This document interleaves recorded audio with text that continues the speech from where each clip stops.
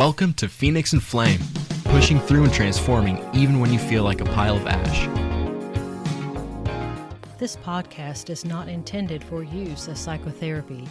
If you feel you are in crisis, please call 911 or contact your local crisis hotline. Welcome back to Phoenix and Flame.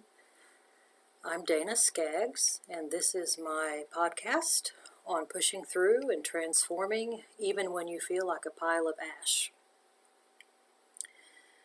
So today, I thought I would talk a little bit about how we respond when we feel shame. One of my favorite TED Talk speakers, authors, whatever, she's very well known. Her name is Brene Brown, and I'll put her in this book that I'm getting ready to quote from in my show notes. It's called I Thought It Was Just Me, But It Isn't. And again, it's by Brene Brown. She's a fantastic speaker. She is so funny and real, self-deprecating at times. She gives these funny examples of personal experiences. And shame is something that she writes a lot about, and vulnerability. She's done a lot of research in those areas. And I read a lot of her books, and I was reading through one of them, this book that I just mentioned to you, and came across something that I wanted to read and then talk briefly about. If you happen to have the book, or if you want to go get it, I'm on page 89, about halfway down. And I'm just going to read a little bit here, just to kind of set the stage. So it says, most of the time when we recall a memory, we are conscious that we are in the present, recalling something from the past. However, when we experience something in the present that triggers an old trauma memory, we re-experience the sense of the original trauma. So rather than remembering the wound, we become the wound. This makes sense when we think of how we are often returned to a place of smallness and helplessness when we feel shame. And then on down toward the bottom of the page, it talks about different ways that we deal with shame. It says some of us move away by withdrawing, hiding, silencing ourselves, and keeping secrets. Some of us move toward by seeking to appease and please. And some of us move against by trying to gain power over others, being aggressive, and using shame to fight shame. So I just wanted to think about really what those things would do long term. If you think about the people that move away, that when they feel shame, they withdraw, they hide, they silence themselves and keep secrets. If you think about someone who is in that response mode, basically when they are in that place, they shut down. They close off. They pull up the bridge. They close it. It's like a castle that, everything's getting closed up and shut down. Everything's getting locked down. The shutters are being closed because they feel that original trauma. So they feel like they're being re-traumatized. They're trying to protect themselves. They are in defense mode. They don't trust whoever they're around. They don't trust the situation. And it is not uncommon at all for people who have experienced trauma to have trust issues. And they can be walking along perfectly fine, and then someone will behave with them a certain kind of way, say a certain kind of thing, and it's so similar to what this person went through when they were originally traumatized that the animal part of their brain, the amygdala and hippocampus, reacts as if they are being traumatized again. Because, and I'm pretty sure, I talked about this in a prior episode, where that part of our brain, the limbic system, the amygdala and hippocampus, doesn't really have a sense of time.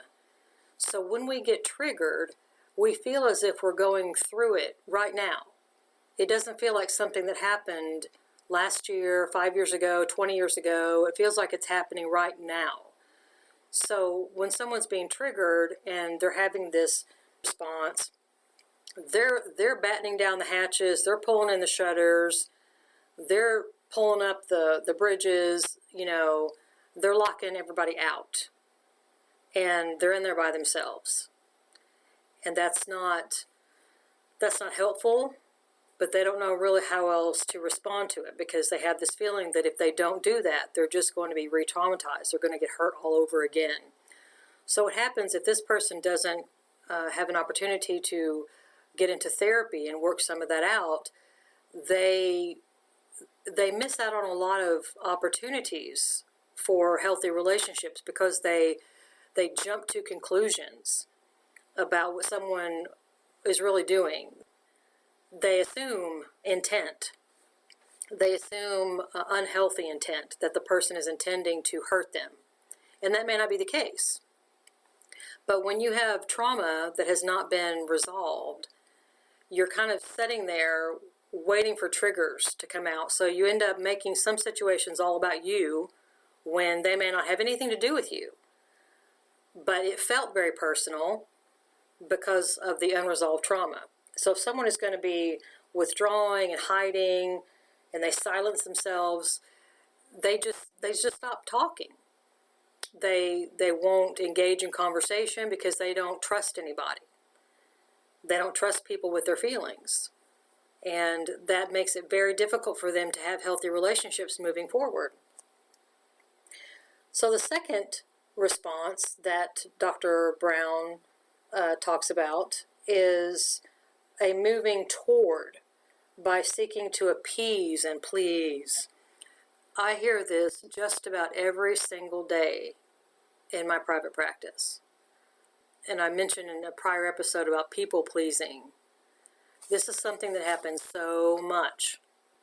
Just trying to appease and please everyone around us, so that those people like us, so those people don't get upset with us, so that those people won't reject us and abandon us. That's the ultimate fear there, is fear of abandonment. And so,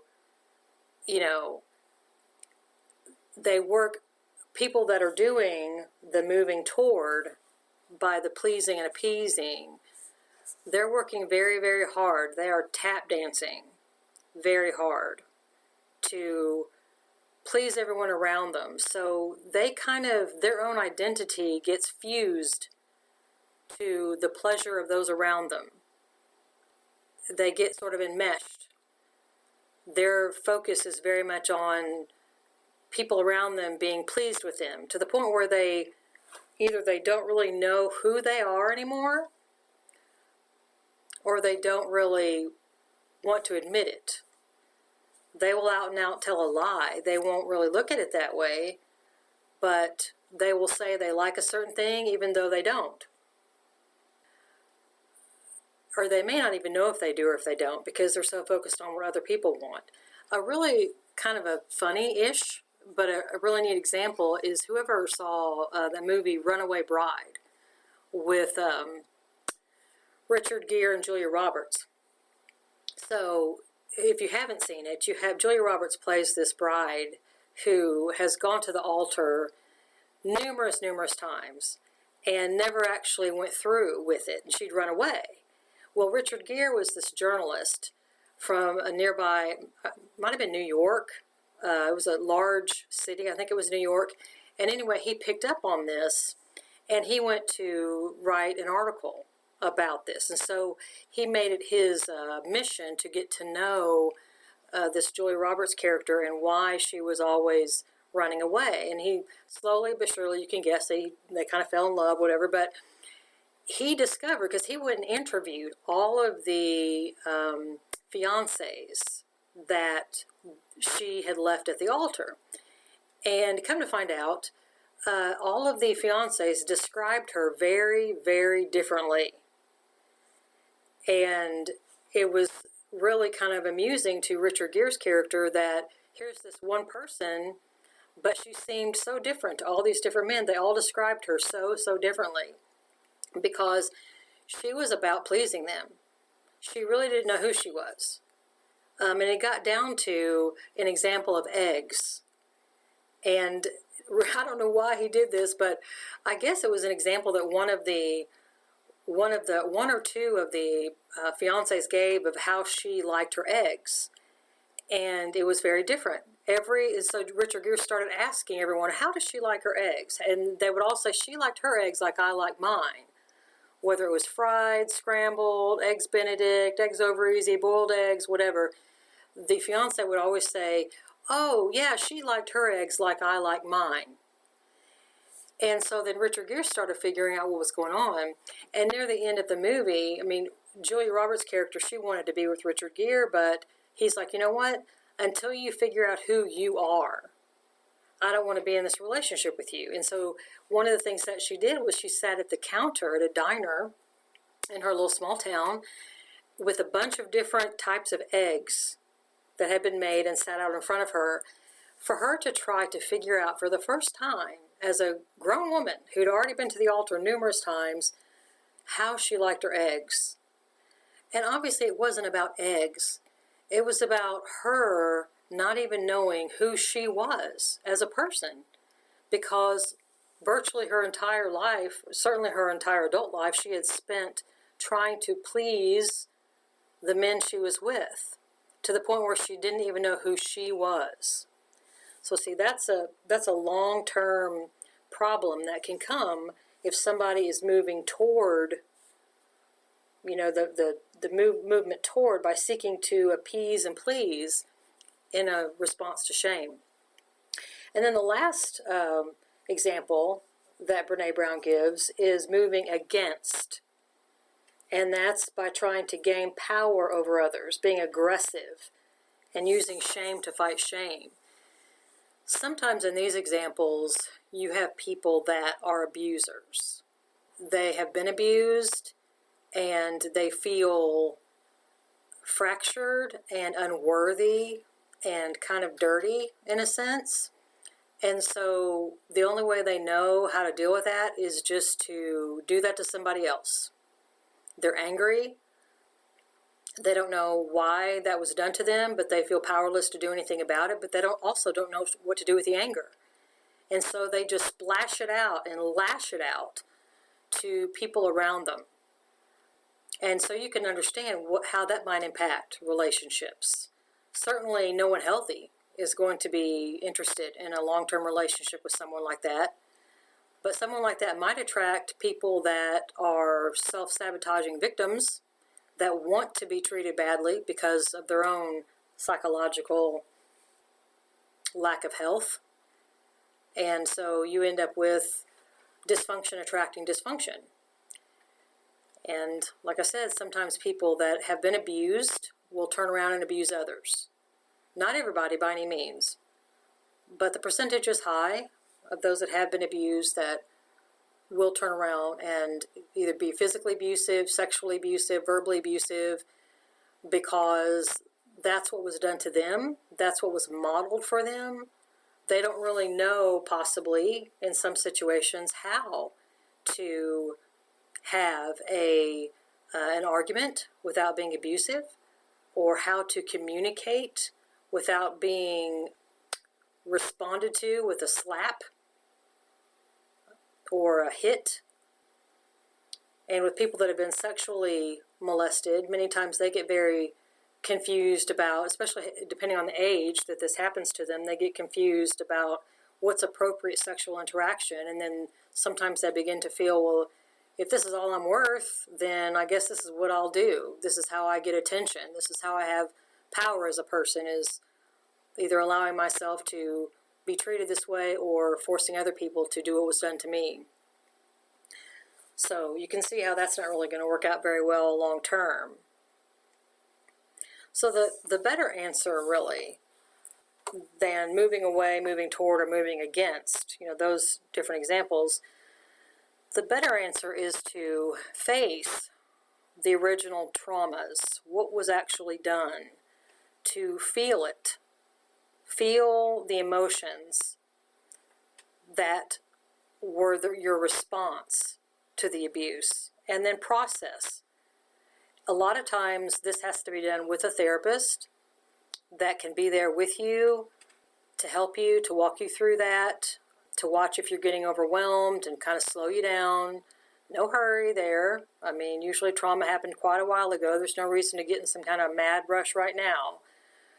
But allowing your mind and your heart and your body time to actually remember and face what happened, allow the feelings to surface, and then processing those. And there's lots of different ways for that processing to happen. Again, different therapists handle that different ways. See, at this point, if you're in one of these unhealthy behavior patterns, this moving toward, moving away, moving against, if you're doing that, then right now the abuser is not stealing anything from you. You are the one handing it over. Because if you look around, the abuser is not around anywhere. Sometimes the abuser is dead. Sometimes the abuser lives states away. And even if the abuser is still nearby, if the abuse happened a long time ago, it's not the abuser that is stealing your life from you now. It's you. It's your trauma that's in your mind. And as a psychologist, or somebody that's in psychotherapy, I view that as a good thing. Because if there's something in your mind, that means you have access to it. You can do something with it. You can change it. If something lies only with someone else, then there's nothing you can do about that. But if your trauma and your response to it is bothering you today, in 2021, from a trauma that happened to you months ago, years ago, decades ago, I would suggest that you consider getting some help. Going and finding a therapist to work through it with you so that you can let that go. So that doesn't continue to rob you of your life now. It doesn't have to continue to do that. Because the memory of that, the feelings of that, and needing for it to be processed is sitting in your own mind. So you have access to it, and you may not know what to do about all of that. That's okay. Find someone that can help you. Find someone, in the mental health field that can help you. There is absolutely hope for freedom, a liberation from all of that stuff that's happened in the past.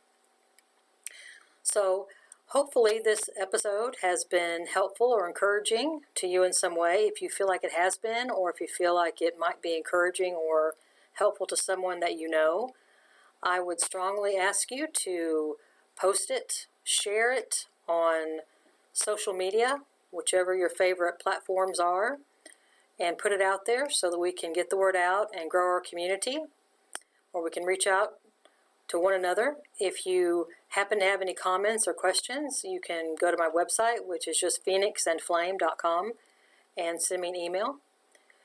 And I hope you have a wonderful, wonderful rest of your day. And again, this is Dana Skaggs on Phoenix and Flame.